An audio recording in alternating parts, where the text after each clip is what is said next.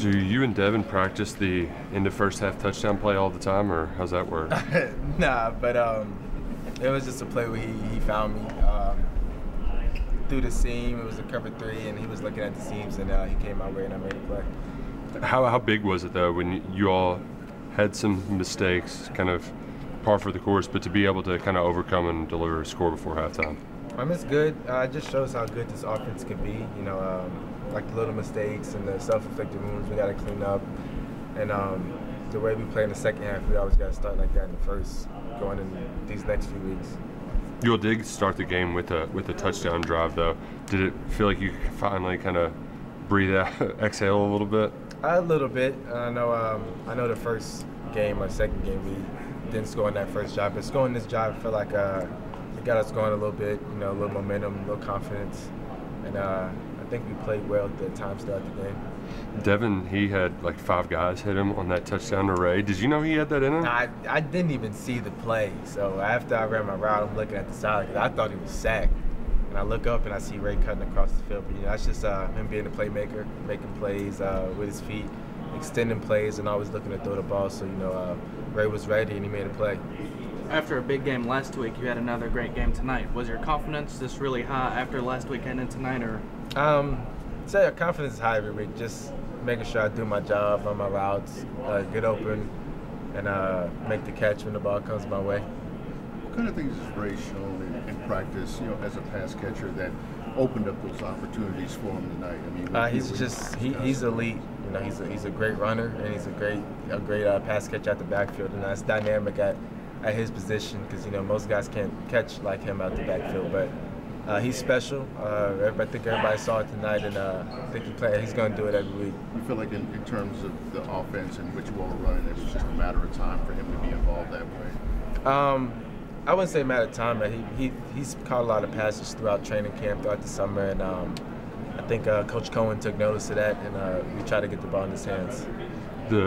One of the mistakes of the night, too, you had the muff punt. What kind of happened there, and then how do you move forward and not let that? Short memory. You know, you make mistakes, can't let them carry over into next week's next series of play. But it was miscommunication between me and my teammate. Should have fair called it, but you learn from it. Watch it on film. Won't let it happen again.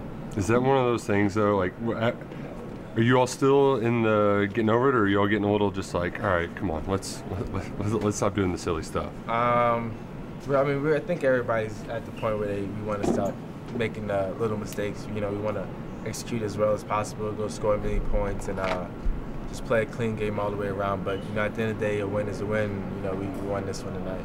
Not to, like, you have to play those guys that you're so close with. No, I mean, when I went into the portal, I had a lot of options. You know, I was looking at going to a lot of different places that can best put me in the best position to win and be successful.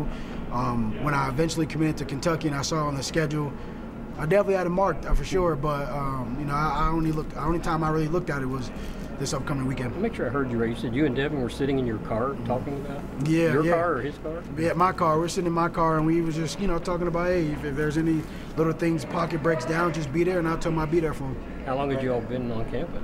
We moved in January, something like that. So I think that was about January, and I mean now it kind of showed during the season. Yeah. Ray, not only you but all the backs had a good game running the football. What was working for you all in the run game for the backs?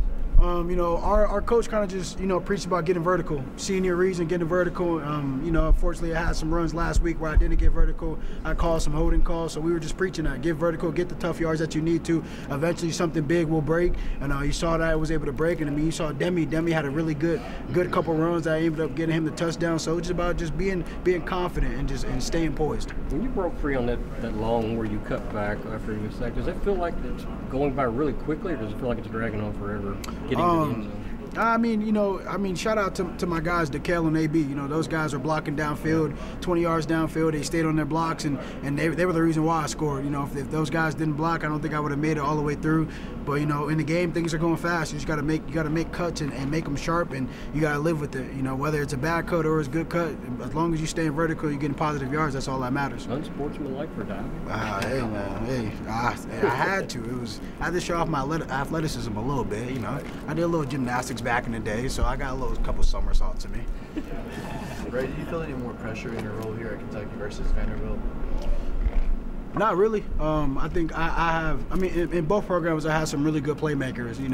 I had some really good receivers, had some really good quarterbacks, and even vice versa here. I got a really good quarterback. I got some real good receivers. So I think the pressure's taken off me. If there was any pressure, I think, it'd be for Coach Coen to try to get all the playmakers the ball, and I think he's been doing that really well. And we've been able to gel, and we've been able to face adversity when things weren't going well. We've been able to bounce back. So, I think there's no pressure. Obviously, one play where you were being sacked and then threw it to Ray for a touchdown.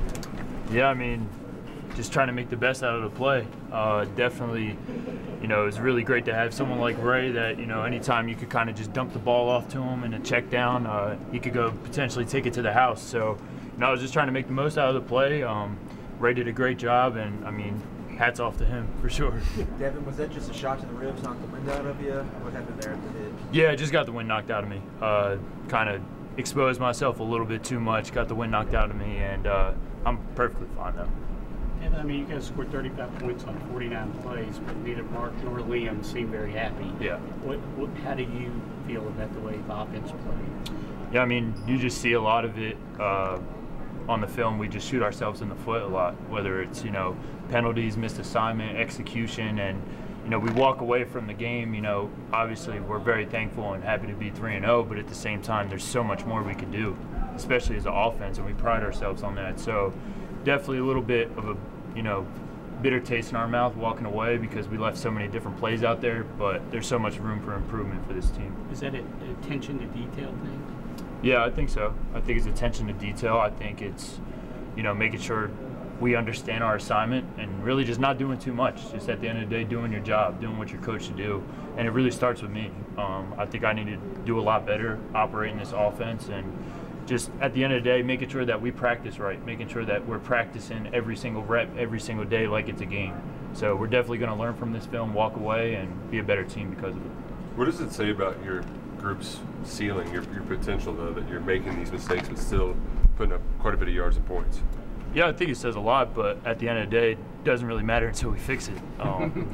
We can walk away happy from a game, but if you're going to leave points on the board eventually, that could catch up to you in the long run. So, it's our job now. Like I said, it's good to be 3-0 with these issues or these problems, but they're fixable. It's stuff that, self-inflicted problems that, keep reoccurring that we have to take off of film and just get better at. Devin, in practices, is it clean, or are there mistakes like we see in the games? Yeah, I mean, it's practice at the end of the day. So there's definitely going to be mistakes, and honestly, I will say we've been practicing really well. We've been practicing really hard. Guys come out there with good intention, but it's just making sure that carries over to the game as well. Not getting too high, not getting too low, and like I said, at the end of the day, just falling back on your training, falling back on what your coach do and what we do in practice. So I just think kind of having that refreshed mindset, making sure that, we just go 1-0 each and every play will definitely help us. The tight ends got the ball at the right time, the right place. He was wide open, and we didn't execute it.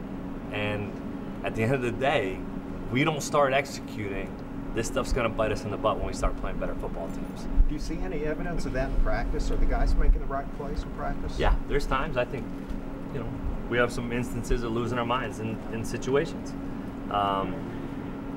It just happens, and it can't continue to happen and us to overcome and go win football games. So I thought we had a good week of practice. Coach Stoops echoed that to the guys in the locker room, that we had a good week of practice.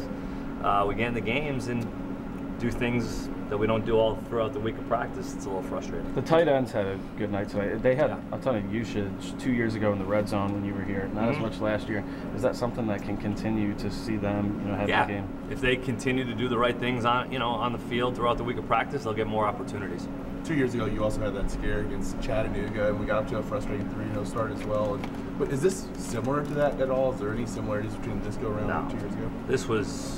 I thought we played terrible against Chattanooga 2 years ago. I think that Chattanooga kind of beat us 2 years ago. I think we completely are self-inflicting wounds tonight. I mean, just like the first 3 games in general. Yeah, I think it's a similar, outcome, but I don't know if it's necessarily the team that we're playing beating us. I think it's a lot of it self-inflicted wounds that we need to fix in a hurry. Liam, how did you feel just procedurally from the box tonight? I thought it was good. I mean, I thought the guys did a nice job from the sidelines. I thought the players did a great job communicating up to the box. You know, I thought I saw it pretty well up there. You miss the emotion, but you also like kind of being pulled back from some of the emotion at times.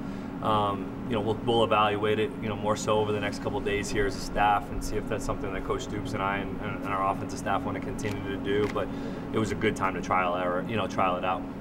Coach, the word details keeps coming from you, Coach Stoops. You say it's self-inflicted. How fixable are these issues, and how quick can they be? They're fixable if we look ourselves in the mirror and decide that we need to fix them. Ultimately, if it matters enough for us to run a route at the right depth and the quarterback to throw at the right timing, for us to use the right technique, if it matters enough, and if we actually start to put it into practice and principle, then it'll get fixed. Until then, it won't. Liam, after